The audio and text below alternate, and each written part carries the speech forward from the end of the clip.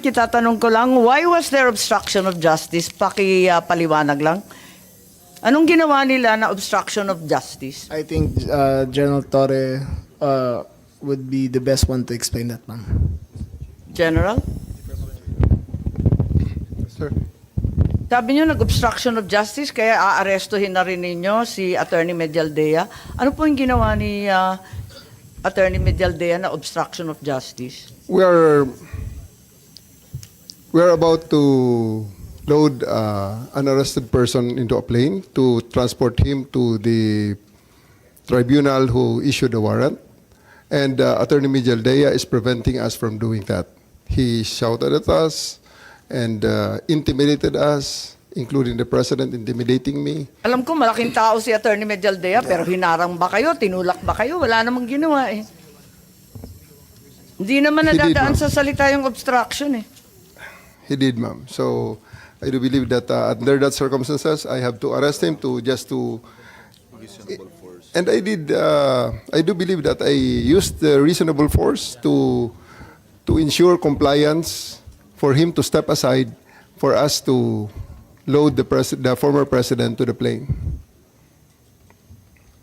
So yun lang yung obstruction dahil nagsisigawan yung mag-asawa. He is preventing us from doing our job of loading the former president to the plane. Hinarang ba kayo? Yes, ma'am. Anong ginawa?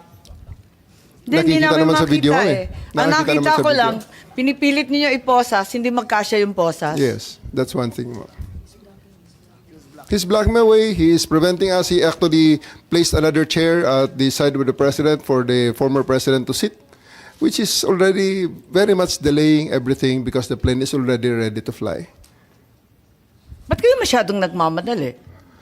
We are going, unang-una ma'am, ang reglementary period, mamalasin naman kami pag hindi namin ginawa ang trabaho Bakit? namin. Anong reglementary period? Anong period yun? The Article Dahil 125, sinabi na nga ni Executive Director sa ating PCTC na diffusion lang naman yun eh. Wala nga commitment pinag-uusapan dun eh. Wala nga red notice, pambira eh. there is a warrant. Takal-takal na ni Arnie Tevez eh. Wala pa rin, di ba? This Ba't is kayo the- nagmamadali? Ano yung reglementary period mo?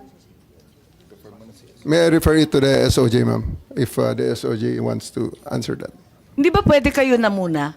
Mauna lang kayo, tapos sa si SOJ. Pwede? Okay, ma'am. Okay.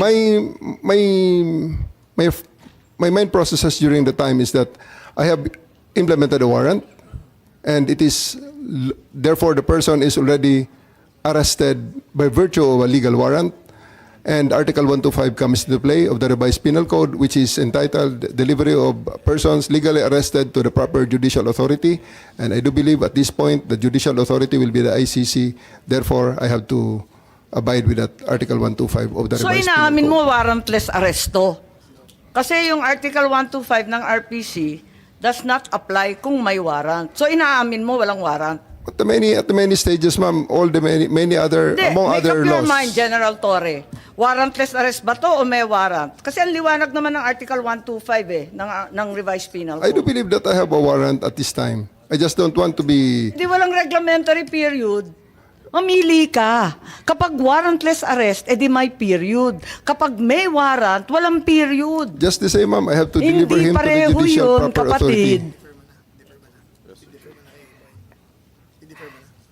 Hindi magkapareho yun. The reglementary period only comes into play when there's a warrantless arrest in accordance with Article 125 of the revised penal code. Di po ba? At saka may kinalaman yun sa delivery of the accused and arrested. Di po ba? And I'm being cautioned by the DOJ, ma'am, that it may be sub judice already to discuss that because of the habeas corpus pending in the Supreme Court, ma'am. Pati ba naman ng revised penal code, naging executive session? Pambihirang buhay ito. Okay.